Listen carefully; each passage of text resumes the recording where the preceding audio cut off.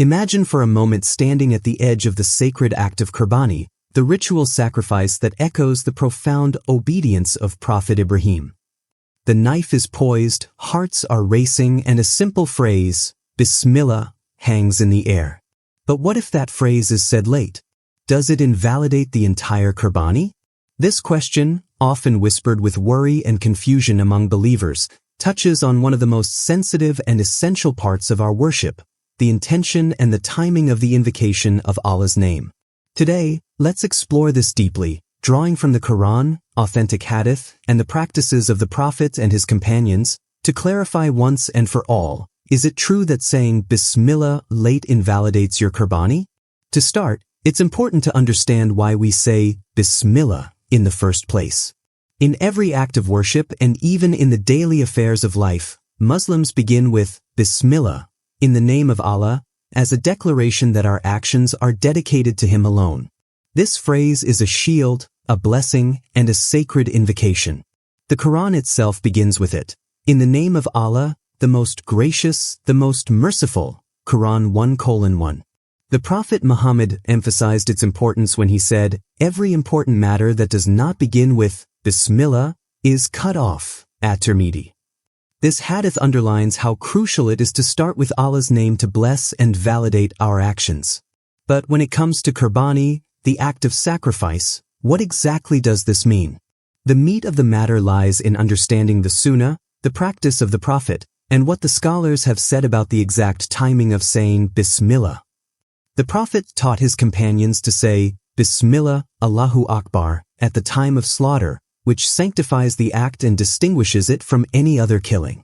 There is a hadith narrated by Ibn Abbas, where he said, "The Messenger of Allah said, when you slaughter, say the name of Allah or slaughter in the name of Allah." Abu Dawud.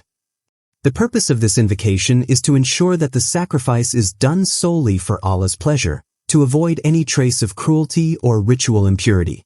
Now, here comes the heart of the matter. Does the Bismillah have to be said before the actual cut of the knife?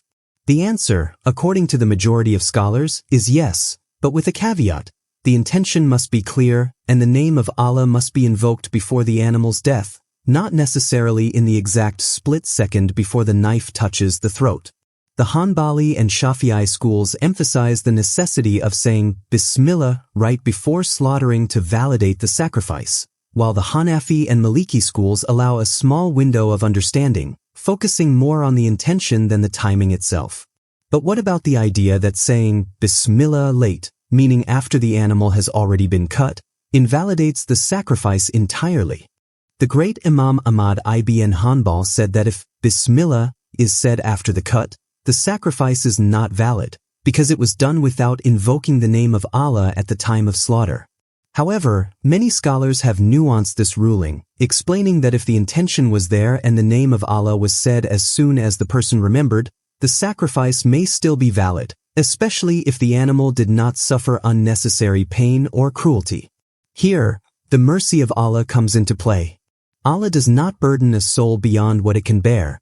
Quran 2:286, and in the realm of worship, sincerity and intention weigh heavily. The famous jurist Ibn Qudama pointed out that mistakes and forgetfulness are human, and when a Muslim forgets to say Bismillah at the precise moment, but remembers immediately after, their sacrifice is still accepted, though it is better to adhere to the Sunnah carefully. This brings us to a powerful reflection. Is Qurbani merely about the exact words at the exact moment, or is it about the heart behind the act? The Prophet told us, actions are judged by intentions, Bukhari and Muslim, reminding us that the spirit of worship transcends mere rituals. This doesn't mean we can be careless or neglectful. Rather, it shows Allah's compassion and mercy toward His servants. Consider the story of Prophet Ibrahim. His entire sacrifice was a test of faith and submission, not a mechanical act of slaughter. When he raised the knife, his heart was full of trust in Allah. Similarly, when we say Bismillah at Qurbani, we are echoing that spirit of surrender and devotion. So, for a believer who accidentally delays saying Bismillah, it is a moment to seek Allah's mercy and strive to do better next time, rather than despair or worry that their entire Qurbani is invalid.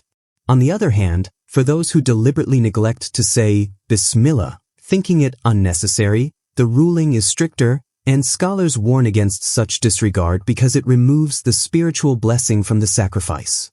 The Prophet said, "The meat of a sacrifice in which Allah's name is not mentioned is nothing but meat of the animals of the people of the Jahiliyyah, ignorance." Abu Dawud. This highlights the seriousness of invoking Allah's name and reminds us that Qurbani without Bismillah loses its sacredness.